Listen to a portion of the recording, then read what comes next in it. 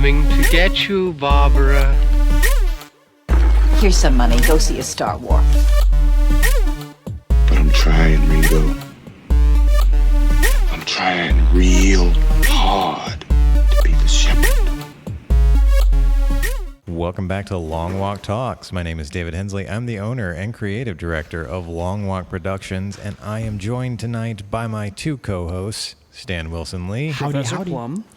and Chris Wilson Barnes. Hello. If he's Professor Plum, then who are you? Miss Colonel White, Mustard? Lady White. I'm Mr. Body. That makes sense. Does it? Does that make Wait, me- what does that mean? Does that make me Wadsworth? No, you've always fancied yourself Mr. Green every time we've talked about this. It's true. And so tonight we are going to be continuing our Perfect Tens discussion with the last of Chris's 4 picks. Chris, remind the audience at home, even if It's they've not read, the fifth pick. even if they read the title of the episode, what your Perfect 10 pick was. Our fans don't read. That's true. They listen. Well, I figured that this would be the perfect time, especially after what Stan did, for murder. And Why was that murder? No, there's Or- going to be... Hand me that hammer. Or liability for murder just because I burped. Tonight, I'm rounding out my selections with my favorite scary movie, Clue. The movie. The Cluvy. Stan, you look No. Stan, you look taken aback by that statement. Did you not think Clue was a very scary movie? Did I? I'm not sure if no. That's absolutely a murder mystery and a thriller. No. What I'm saying, yeah. It's, I would go into that. I don't know if I could say I was alarmed by any of it, and but again, I just saw Nope. So, and I was plenty scared there. So me watching Clue after that probably didn't set me up for any scares as much as just having fun with the apples and mystery. oranges. I'd be scared to be in a house where like 6 murders happen in the span of a couple hours. I don't know. I'm here for it, man. Sign me up. Well, they're depending on just what making to kill jokes because for. that's their defense mechanism. Yeah, same. Exactly. I would be right at home. Well, if I were the killer, I'd kill you next. I said if. Running. All right. So, what is our Well, first discussion topic? My first topic is it's one of my favorite movies, but I wanted to, I have a story about how, I wanted to ask, I'm sure you guys when did you guys first see it? I was just curious.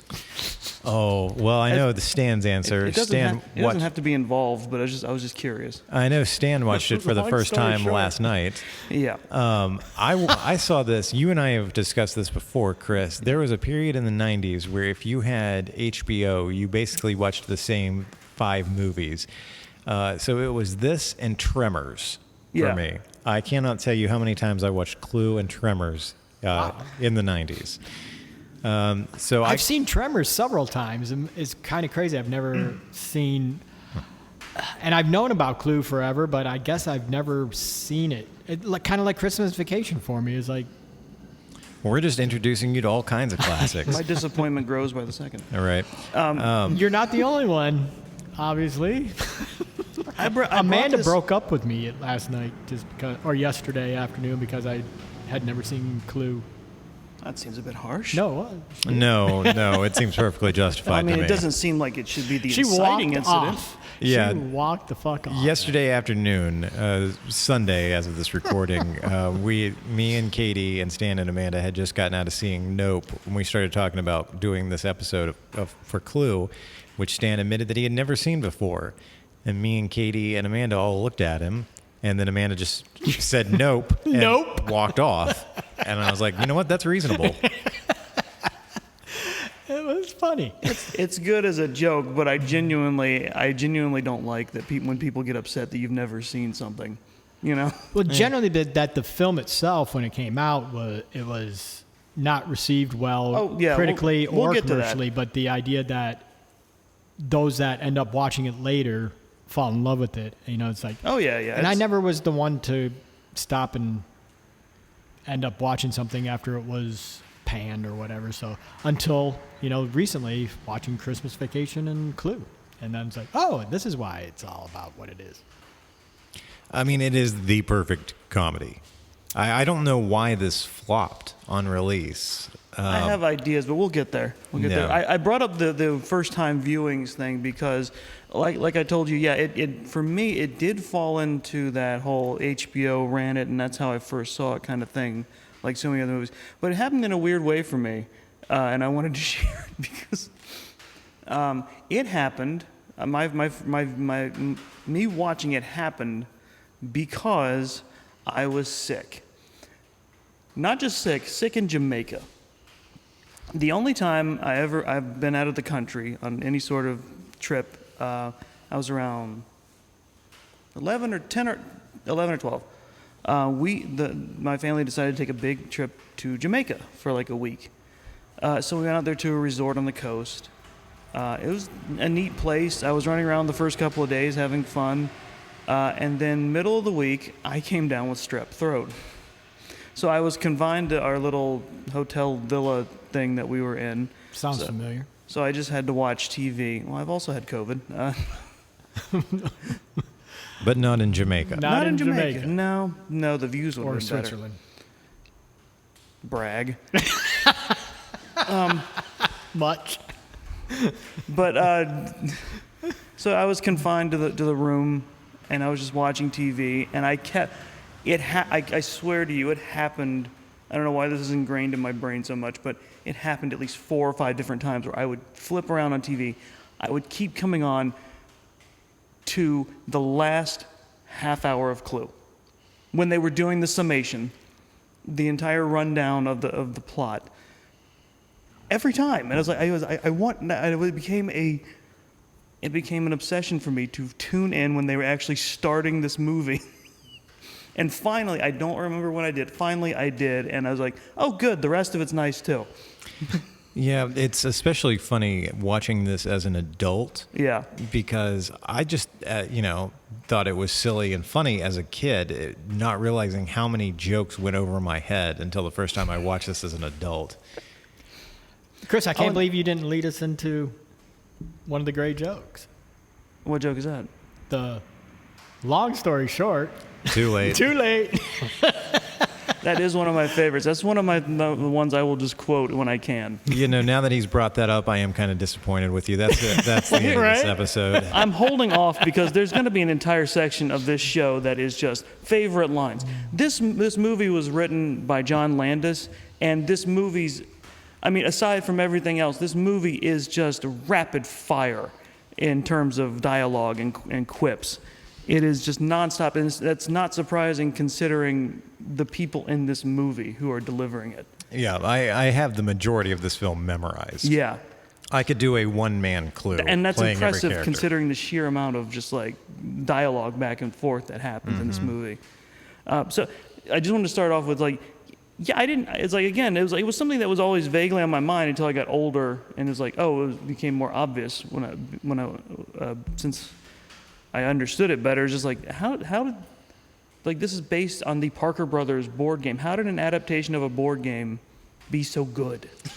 Well, it was written in the 80s, so I'm going to say cocaine. Well, maybe, I don't know. Yeah, You can't say that about everything in the 80s. It's John Landis. Now, Yeah. maybe, but it's not like John Belushi and Dan Aykroyd were in it. But Christopher Lloyd, Martin Mull. Yeah, the cast. I mean, honestly, Madeline the Kahn. real answer is the writing, directing, and the casting is just brilliant. It's absolutely inspired in this movie. In fact, I made sure to screenshot the IMDb so I could refer to it easily. You have, just starting from the top, there's Wadsworth, which is Tim Curry. Cocaine. That man did not need cocaine to do But he did. I'm sure it didn't hurt. It didn't hurt. Madeline Kahn is Mrs. Cocaine. White. Stop it. Christopher Lloyd as Professor Plum. Michael McKean as Mr. Green. Eileen Cocaine. Brennan as Mrs. White, Okay. who sadly I think passed away this year. Yes, she did. Sadly.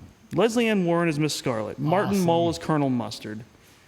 And then the rounding out the rest of the cast is like a bunch of surprisingly, people who, there's Yvette. Yvette was played by Colleen Camp, who you would know from other 80s movies. Like she was, I forget the name, but she was she was a police sergeant in the Police Academy movies. Yep.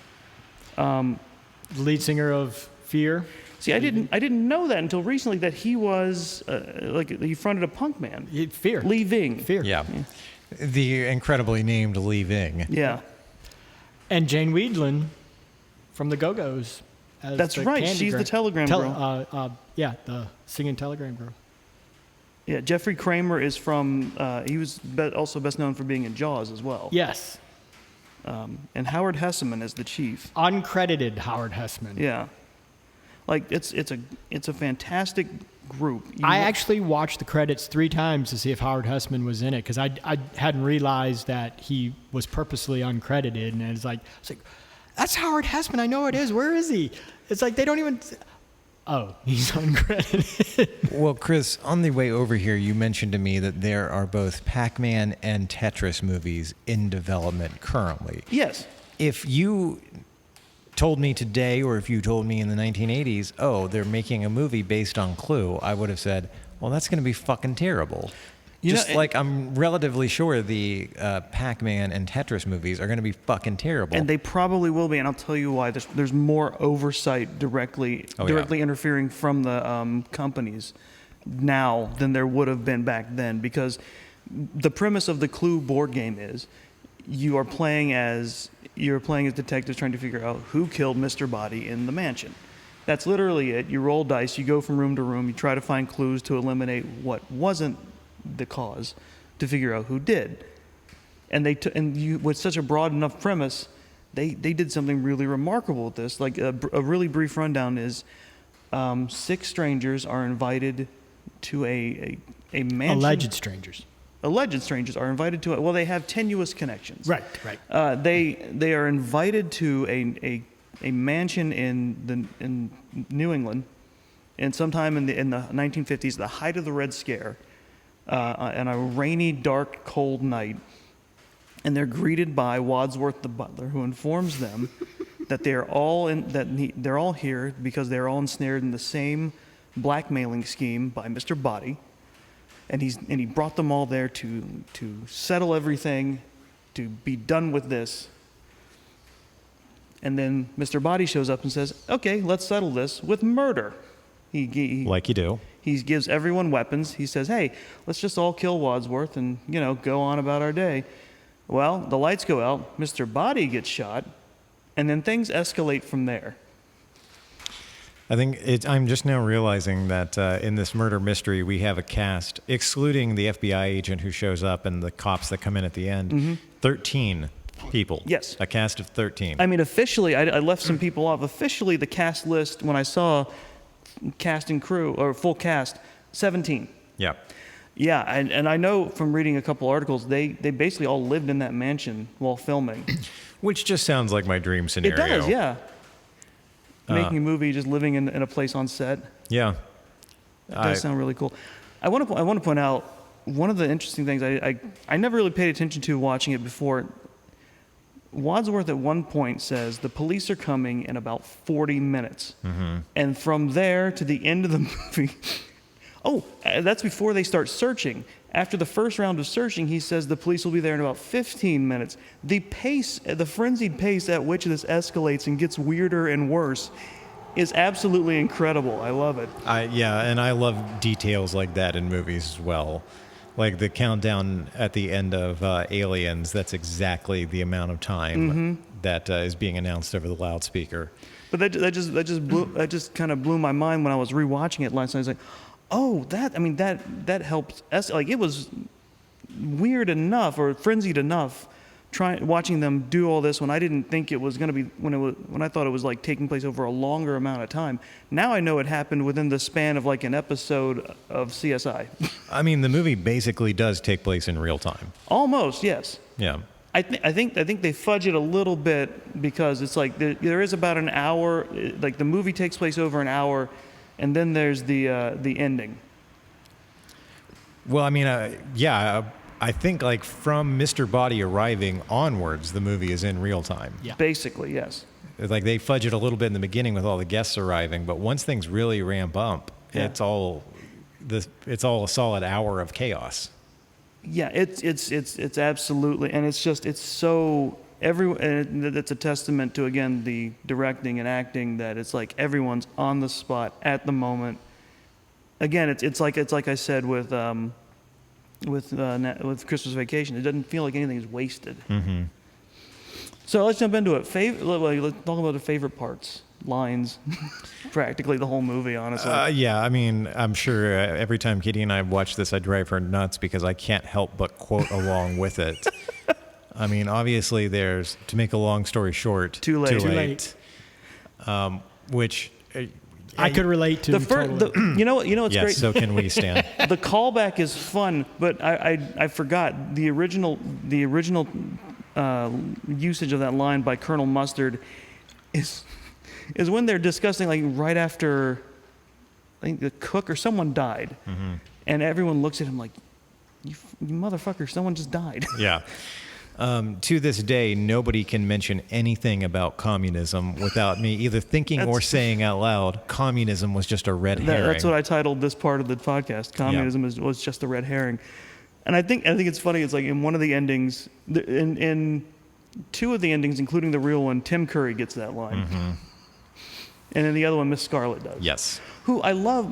I forgot, Miss Scarlet is a character I really love, because she's just so enthused by everything that's happening up until the ending. She's into it. She is, yeah, every step of the way, which makes it all the more satisfying when in the first ending when she is the murderer. There's also every single line that Miss White says. Basically, yes.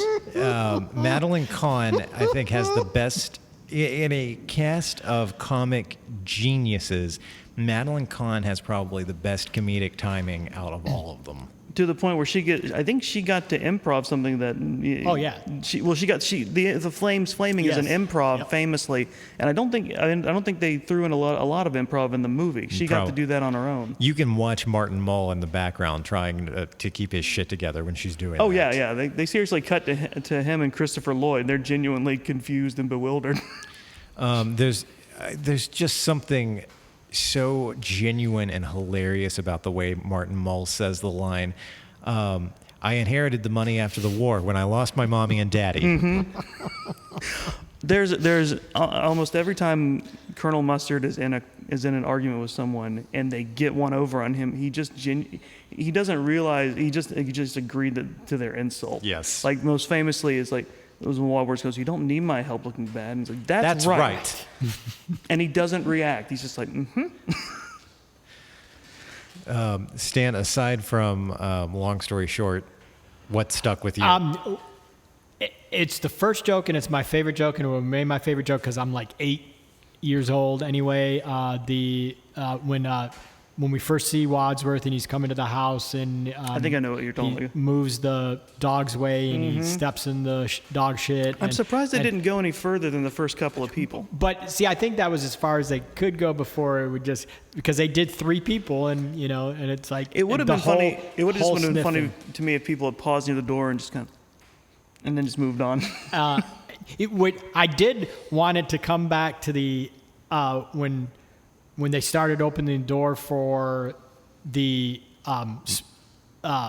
motorist, and the telegram girl singing telegram. Yeah. I wanted them to like stop whatever they were doing and do the smell, but I said, "Oh, that joke was done earlier, so it can't." And be besides, that girl revisited." was a professional. That girl was a professional, yes, but that will remain my favorite joke just because I'm just totally freshmonic. So it's like I just think it was a great response to something that probably may or may not have been there at the beginning, but then everybody saw Tim Curry do it when he came in and said, "Hey, let's fuck with Tim," and so because they purposely would do it like in front of him.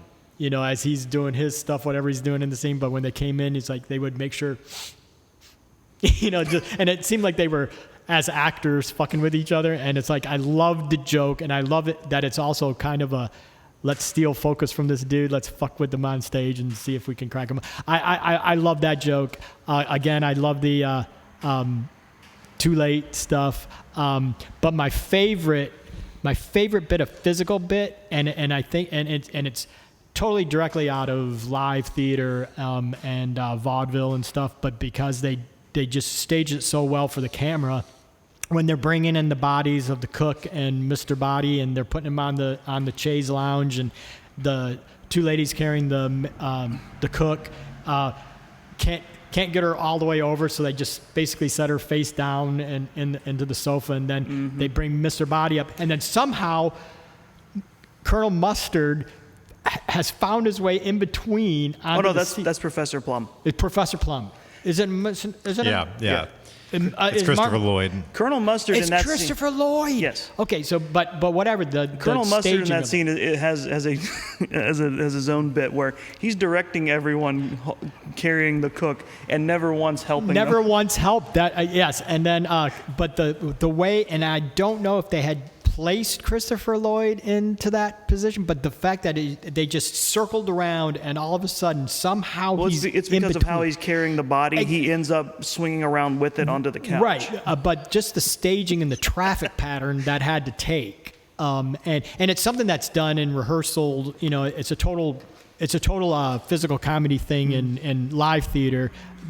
You know, but because it's live, that's why it works, and you've done it 18 million times in rehearsals. But the idea that they were able to get the cameras in the right place for that moment, and and however many cameras they used, but just nothing was. There was never a mix-up in traffic. It was all almost like a perfect circle, and somehow he's in between there, and it was just such precise physical bit. And I love that moment. That's probably my favorite. Absolutely, bit of the entire core cast is just physically gifted, both as comedians, in line delivery and physically. Yeah. Well, that is especially in play, like when they are in pairs going through the house, watching Yvette and Mr. Green. I was going to highlight that myself. That I forget just how great that characterization is. Yeah, them back to back, like. No, they're wedged like chest to chest. Yeah, narrowly like trying to step up these stairs at the same time. Attic. And before that is so great. The exchange they have is like where they don't, like neither one of them wants to go up first. And she's like, I think you should go up first. And he finally agrees. And he says, okay. And then there's just a 4 to 5 second pause where he stands and they go there. to a whole different. Oh yeah, they cut to away, a different scene. But it's just that whole pause of him standing there, not moving at all. They cut back and they're still just standing there. Well, around that same time is when Miss Scarlet and Colonel Mustard are behind the bar. Yeah. And they both try to go at the same time. So they just end up back to back, wedged between the bar and the wall. It just looks so horribly uncomfortable for the two of them, but neither of them will budge. Yeah, they knew the characters they wanted to have for each particular pair off, and it's perfect. And later with the same thing going through the hallways and stuff, the secret hallways. Later was, and I'm assuming Miss Scarlet and Mustard, right? They're together. Yes. Yeah, they're on the ground floor. When Miss Scarlet's taking them through the ones that she's figured out, and they're about to go into the one where it opens up and they find the motorist. The motorist. But when she goes into the hallway and she's like, pretending like it's really cramped and small, and she's up against the back wall, all like it's, and then Colonel Martin Mull just walks in. Like there's nothing there. There's no fourth wall. He just walks in like there's totally as much room as possible. And I just loved the juxtaposition of somebody trying to act like there's that it's crowded, and then Martin Mull's like, "Fuck this, man!" And just does a Fred Willard and just walks. I think it has to do with the fact that she's just more scared of what there is in the darkness, and he's a military guy, so he's just like, whatever. And she's acting like it's dark and that she has to feel her way, but he's just bloop. It speaks to their personalities. Yeah, and it was awesome. I like how there was a bit before there where they kind of lampshaded the Yvette Mr. Green pairing where they talk about who's gonna pair off and go where, and is it Colonel Mustard and Professor Plum who's like, who's gonna go with Yvette, and they'll go, I do, and Mr. Green goes, no thanks. Well, yeah, what's brilliant about that is everyone gets paired up with the person they don't want to be with. Absolutely, yes. Mr. Green ends up getting paired up with Yvette, which even if he actually is, if you take the last ending as canon and he actually is straight, the only guy who does not stop to check out Yvette's cleavage at all during the movie. Exactly, he's a good agent. Yeah, he commits to that bit. 100%. But yeah, he says he doesn't want to go with a vet. He gets paired up with her. Wadsworth says that he would never get paired up with Mrs. White. Ends up paired up with her. Mm-hmm. Yeah. Which some inspired acting also on Wadsworth part, which I'll get to. I mean, well, actually, I'll get to it now. It's like the part when it's revealed later that Wadsworth is the mastermind, that he's really Mr. Body, and so he's up there with a vet, and so he's basically doing this just because he knows that. Well, actually, because part of the plan is that he's set this in motion so they'll take care of his informants. So he's like, so someone is doing killing. He's expecting that. So he's kind of like half acting, half being realistic. It's like, if someone's up here, it's like, I'll take care. He's like, watch out. He just goes, you better watch out. Just running. Yelling. No, it's run down the hall. I can't imagine what that filming must have been like for Tim Curry to do that sequence over and over again. Let's get into it. Just after the hour mark of this movie, after everything is transpired and the cops are so close, Wadsworth is like, all right, look, we need to just set out all the facts we know. So he, from the beginning, reenacts the events of the evening 4 times. And just the imitations that he does and nails, like nailing Mr. Green. Oh, yeah. I had to stop her screaming. And you had a letter, and you had a letter, and you had a letter, and you had a letter. Get on with it. He picks... Long story short, Too late. The killer picks up the knife, runs down the hallway. And of course, like physical acting, when he gets to the point of the cook's murder, he disappears down the secret passageway. When they run to go to where the cook was found, where is he? The door opens. He falls out like the cook. Miss Scarlet screams like she did the first time. Well, so I was watching that last night. That Yeah. actually is just a reused take from the first time because she's not smoking a cigarette when they walk in. Yeah. She's smoking one when they cut to her screaming again, and then when they cut back, she's not smoking. So they literally just reused footage from that first scene. I'm betting it's because they realize, oh, we should do a gag where it's like she screams again. It's like, wait, she didn't scream again. Oh, just put it back in there. But yeah, he falls out like the cook. Since he'd already done this as Mr. Body, Mr. Green has none of it, just drops him. He just pretends to be dead on the floor. And then he's right back up. Which is, it's like, again, the second time he does that, because I forgot to say, it's Mr. Body. It turns out the light to reenact when Mr. Body got shot. When they all kind of scream again, and they get the lights back on. He's just face down on the floor. And then he pops up. God bless Tim Curry. And he keeps using Mr. Green as a stand-in for Yes. Mr. Body. Yeah, poor Mr. Green gets thrown around so much during that finale. Will you stop that? No. And he just says no and tosses him in the bathroom. Which of the 3 endings do you prefer? Like, what do you think is the best of the 3? I watch all 3. Well, yeah, But- obviously. I'm never going to be like, we're only going to watch this yeah. ending tonight. But we'll get, there's discussion about that. But I like the third. I like the canonical ending. I like the actual ending the most because it makes the most sense to me. Plus, it's funny. It's like how all 3 of those endings can work because of the camera work and stuff they did. Because if you go back and check what Wadsworth is talking about, it's like you can't see those characters when they go into check. Like they could have potentially been all there, but it's just enough that you can't tell those people were there. The amount of storyboarding and script work that must have taken place to make sure that all of that matches up correctly would have been insane. I personally like the Miss Scarlet ending. Because she's, like you pointed out, she's so enthusiastic throughout the whole film. Oh, yeah. Yeah, Stan, what do you think? I got to go with Chris on it, mainly because I like that it has the best button. Yes, it has the classic. With Mr. Green.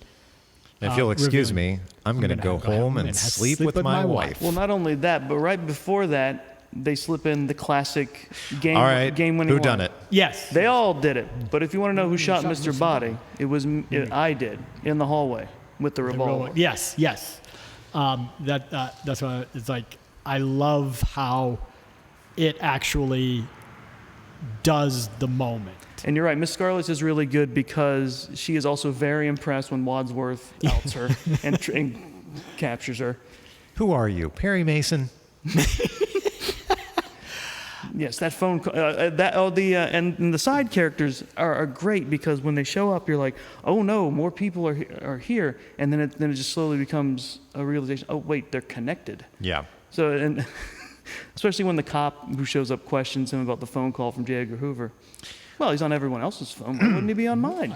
And there's that joke. Like I was saying earlier, the thing about getting older and watching this movie again is picking up on all of these jokes where I think it's Colonel Mustard who says, is the FBI in the practice of cleaning up after multiple murders? Well, of course. Why do you think it's run by a man named Hoover? Oh, yeah, it's just, yeah. Also, I'm going to say it right now. If you like Clue and don't like the quippiness of Marvel movies, you're a goddamn hypocrite. Because this movie, while ostensibly people are dropping like flies, people are going a mile a minute. Yep, 2 corpses. We're all good. It's like, everything okay? Yep, 2 corpses. Everything's fine. It is America's ass. But I agree with you, Chris, is because the people doing the Marvel movies, at least, like the Russos and stuff, are folks like us that, well, I guess me now, they grew up with the Clue movies and the vacation movies and stuff like that. So they have that sense of when they're doing their writing and stuff like that, that if we're going to have let's model our jokes after that type of stuff, especially since that would be the comics. It's just like, I'm on a much lesser scale, at least for me. It's like when I'm stuck in a really shit situation that I got to keep going through, I'm going to start making jokes. Yeah. What we were talking about. It's the principle of gallows humor. As when we were watching Nope yesterday, is like that's all about how we would actually react, and it's like nope, in a situation like that, and it's like, and we're only the hero at the moment when it calls for it, not at the beginning of the sequence, but because we're going to be regularly scared, trying to hide under a table or trying to lock the doors and get away from the shit, not run to it. We only run to it when it's absolutely, the last option in the sense. So. You're talking about the endings. I do like the fact, I thought about it, is like the way that it's set up, it's only plausible if either A, Miss Scarlet has done it, Mrs. White has done it, or everyone did a murder. Uh-huh. And and it's just like, everything about this is just so interesting. Isn't the second one? Second one's Mrs. White. Okay. It's the second one. It's Eileen The Brennan, second right? ending is Miss Peacock. Miss Peacock. I'm sorry, yes, I Miss meant Peacock. I don't know Yeah. why, but when I think, I don't know why, but I think of her as Mrs. White. It's because she's dressed in white. I think it's what does it for me. Because she ate the monkey brains and actually liked Though it. popular out in of Cantonese Cantonese cuisine. I wish I knew why some of these lines have stuck with me the way they are. It has to be just delivery. It's just so much in my head. It's just like I shouldn't think to just say that. Well, and how again, can you confuse Miss White for Miss Peacock when Miss Peacock literally has plumage around her hair for the entire that she movie? has I don't know keep why. pulling up I don't know why and that pull doesn't up register with me, but it just doesn't. Keeps pulling up her fur. The incredible quick thinking of them to set up a fake party when the cop looks around. Yes. There's nothing illegal about any of this. Are you sure? It's just people having fun, enjoying themselves.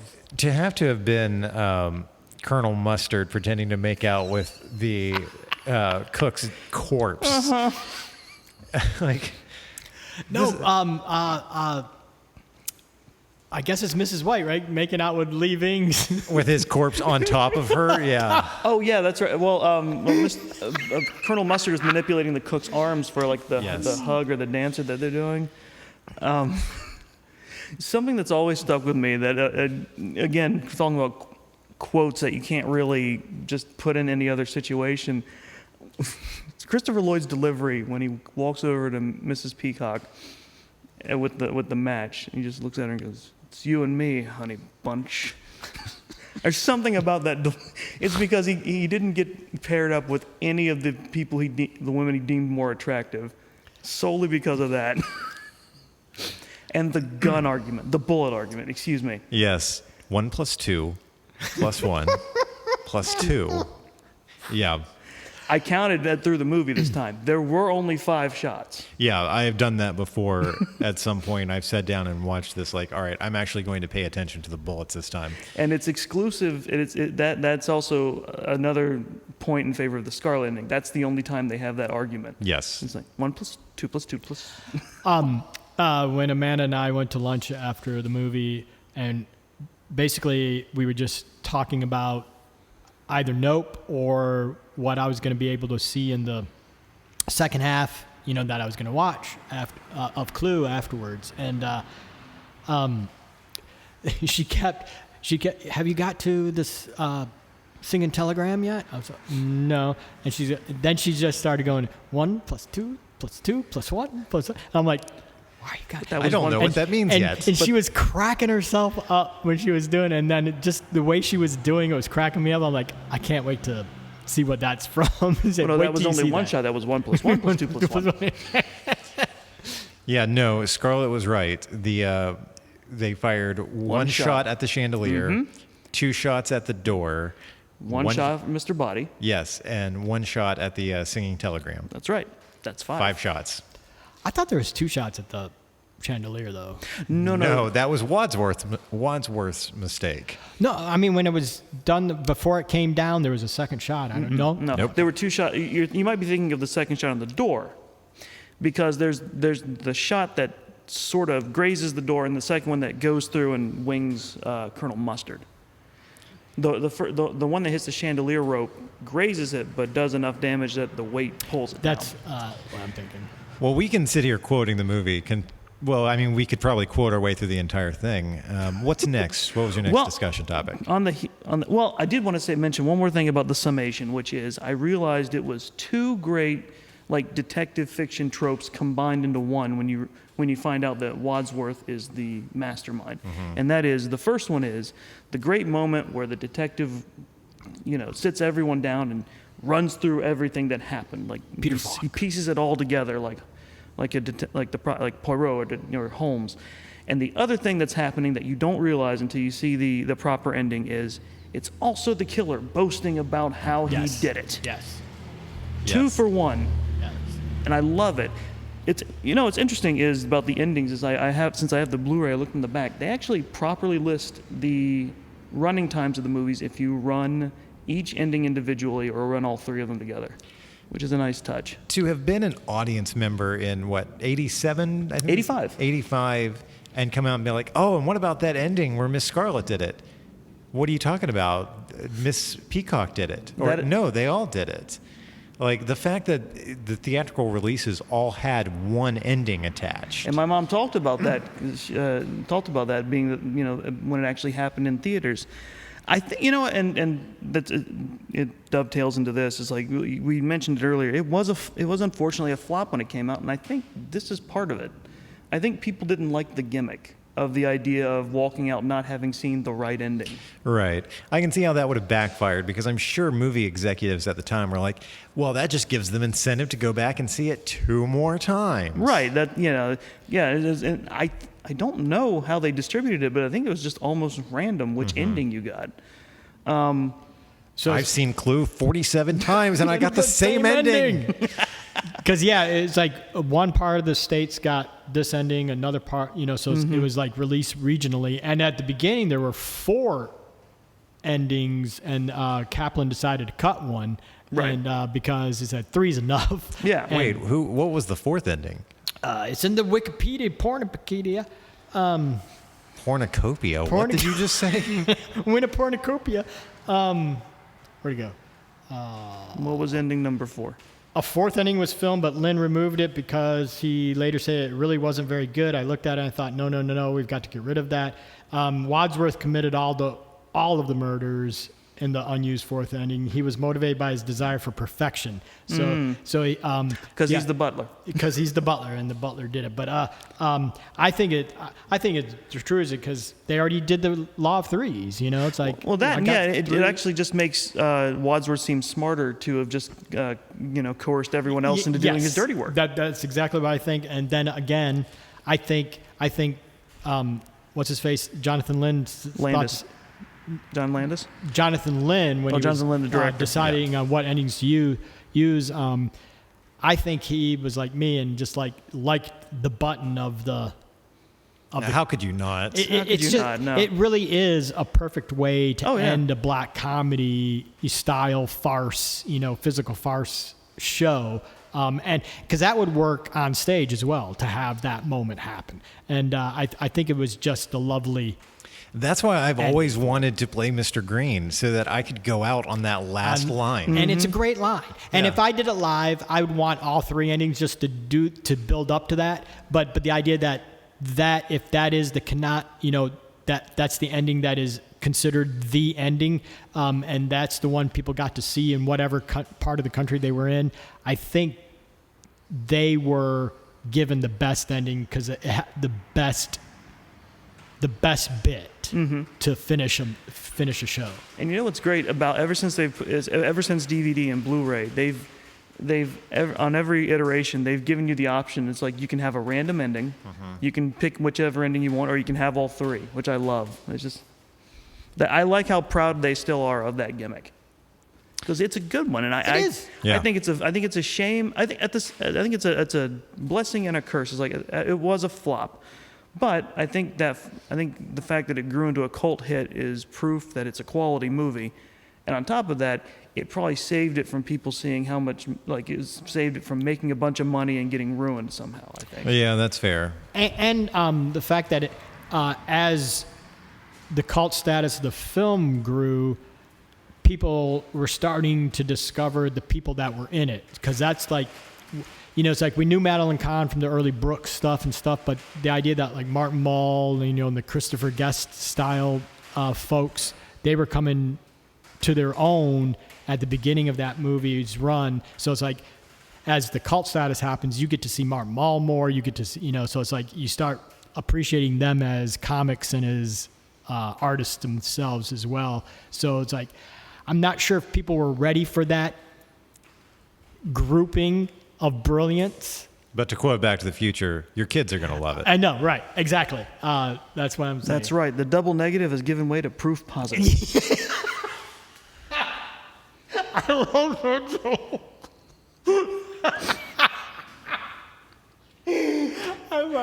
We're just going to have to talk over Stan laughing for the rest of the episode. We have a laugh track now. Yeah. Well, I think the last thing I just say, do you think we'll see something quite like that again?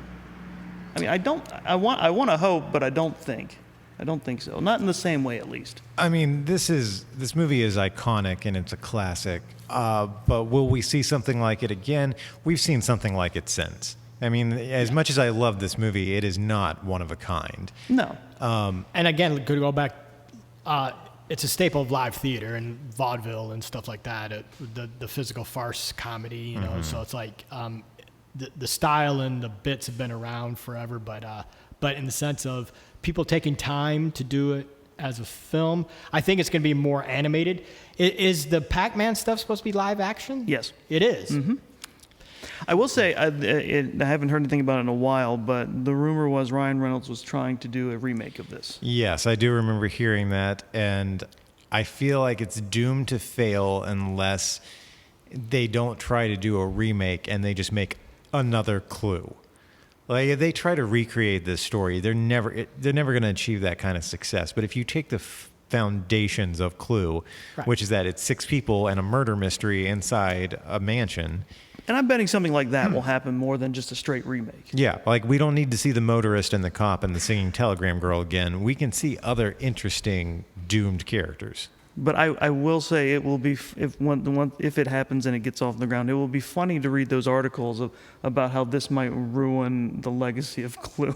Well, yeah, there's always going to be that. Anytime there's a remake or a reboot of anything. It's like the original one's not being erased. It's fine. Well, we did a whole episode, and maybe we should revisit the topic about how people just need to get over that. Reboots, remakes have been happening literally since films started being made. Oh, absolutely. Everybody who decries, oh, this remake, this sequel, this reboot ruins the franchise. Fuck off. Get the fuck out of here.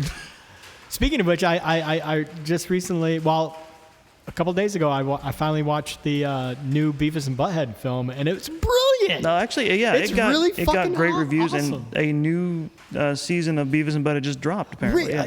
Yes, and but yeah, it's funny, it's smart. Mike Judge sounds 20 years older. But I've never once seen an episode of Beavis and Butthead. I won't say you're missing out. I don't think you get It does into not seem like my sense of humor. No. But yeah, I would love to fan cast like a remake, but and if they were to remake this movie, I'd go so far as to say I'm the one they should let do it. But yeah, it's again, it's iconic. Mm-hmm. I'm glad. Again, like with Christmas Vacation, it wouldn't be one of the first things I would seek out to watch. But I'm glad I finally became part of the zeitgeist for it. And I feel the same way with Clue now. It's like it wasn't always the first. It was never the first thing I would go. It's, I need a scary Christmas movie or whatever. I need a scary Christmas or a comedy movie, Okay. or a scary or a scary detective noir black comedy thing. Clue was never what I sought out. But now that I've seen it, and I will definitely, when it's running, I'll probably, and I come across it, I'll definitely sit down just to see the run down the hall, or the sniffing of the air after stepping in dog shit, because I'm 5. Just because I'm thinking about it again I love the fact that like things go so off the rails so quickly in the events of the movie that they're almost kind of glib about it at first. By the end, they're all so tired that they just look at the other dead people and just like, oh. Well, after taking such great care with the bodies of Mr. Body and the cook, Yeah. By the end, they bring in the singing telegram girl's body and they just just let drop- go yeah, and just- drop her on the floor. I forgot to mention that. That was another great fun joke that I had, was that they just resigned themselves that everybody was going to die. Yeah. Oh, yeah. It's No. like, It's just, okay. Another. well, it's like they discovered the motor after and then they found the cop, and then it was. That's right. Because it was after the entire after the summation, they were like, well, we need to get her body inside. And you're right. It was just at that point, it's just like, ugh. I unabashedly love this movie. I've seen it. I could not begin to tell you how many times I've seen this. It could easily be more than 100. Mm-hmm. There's never a bad time to watch Clue. I just, with this and Vacation, it just reminds me. It's just like, I think one thing I'm always a sucker for is, even if it's not great, at the very least, as long as it's a competent comedy with an ensemble cast that has excellent chemistry, it's a winner for me. Because I almost put Super Troopers in this list. So. I love that Super Troopers. Yeah, that would have been a fun one to discuss Yeah. as I well. love Super Troopers. All right. Well, does that wrap up your Clue discussion? Well, Dave, I believe I'm done. Well, Would anybody all right, like then. any fruit or dessert? Or what was the? And what is your job? I buttle. I buttle. Oh, no. No. I'm the butler, sir. And what does a butler do? I buttle. I buttle. Yes. This is the movie that made me finally look up what it means to be a butler. It's like you take care of the front end of the house and the kitchen. That is precisely what a butler does. And the thing is the joke works so well, and we didn't talk about whether it was appropriate or not, but the whole, I'm a plant. I thought men like you were usually called fruit. And I love There are several jokes that would not necessarily work today. But it is a it great flies joke. 100% because it's set in the 50s. Yeah. Yeah. And literally, what Michael McKean's character says is true. Mr. Green is correct. It's like, if he had been publicly outed as gay, he would have been seen as a security threat Exactly. and fired. Yes. You know, didn't I wanna was lose thinking my of. job. We talked about a little bit about how if that is the canonical ending, he stuck to that story like glue the entire movie. But that makes it. I was thinking about this. We've seen this movie more than 100 times, still catching things. When he stands up and announces to everyone that he's a homosexual, Wadsworth seems surprised. So we never actually, as far as I could tell, we never find out what Mr. Green was being blackmailed for. Mm-hmm. It's brilliant because he gets ahead of Wadsworth. Yes. No one ever reveals to the other guests what he was being blackmailed for. We eventually That's find true. out about everyone else. Also, it's like there wasn't one for everybody, but it's like he also didn't have any other connections show up in the house. Right. Actually, there was one for everybody else. There were only 5. Yeah. There wasn't one for Mr. Green. Nope. Nope. Ah, good stuff. All Yes. right. Well, I really loved it, Chris. Good. I'm glad you enjoyed I'm it. glad I'm glad it ended better than it started. I'm not you bitter. really stuck the landing on this Not- one. Thank not you, bitter. Chris. Not bitter at all. We'll see how I fare because we're going to get real weird with my picks starting next month. We're going to be kicking off my 4 Perfect 10 films, and we're going to be discussing the 1987 classic that David Two Dogs Hayes, host of This Is a Work, hates, RoboCop. Really? Yeah, that's where we're starting. So September, we're going to be talking about RoboCop, and RoboCop. Who is he? what is he? Too late. We've got quite a bit of wrestling coming up, don't we? Is that Yeah, I think so. There are 2 events happening next weekend. Christ? I should know this. I'm the producer of 3. It's AEW's next pay-per-view and Clash at the Castle happening. That's right. There might be an NXT thing as well. Yeah. You We know, should talk about money plane again then. No. I started this network with one show for us and one wrestling show for dogs. And since that time, we have since added 2 more wrestling podcasts. This network is 3/4 wrestling. Well, now One of quarter them, us. Now one of them was your idea. The other one just kind of sprung up in the background somehow. Yeah, this is a rewind. I just let Dogs and Shelby do whatever the hell they want. And I just edit it and put it online. Producership. They're just off in the corner playing with action figures. No, that's me. All right. Well, that's going to wrap us up. Stan, if people want to reach out to you online or follow you online, where can they do that at? Twice. All right, Chris, if people want to reach out to you, where can they do that at? They shouldn't, but I'm on Twitter at Chris the OK. All right, and if you want to follow me online, the best place to do that is on Instagram at DB Hensley. I keep tossing around the idea of actually using my TikTok for posting videos, but still haven't done that yet. So if that happens, I'll let you know, listeners. If you want to keep up with Long Walk Productions, you can visit us online at longwalk.us or search for Long Walk Productions and Long Walk Podcasts on Facebook. To see more of our original work or hear past episodes that are no longer streaming, you can follow the YouTube links in the show notes. Thank you very much for listening, and if you enjoy this show or any of the shows on the Long Walk Podcast Network, please make sure to leave us a rating and a review on whatever platform you are listening on. Peace out. The game's up, Dave. There's no more minutes left in this podcast. Make a long story short. Too late.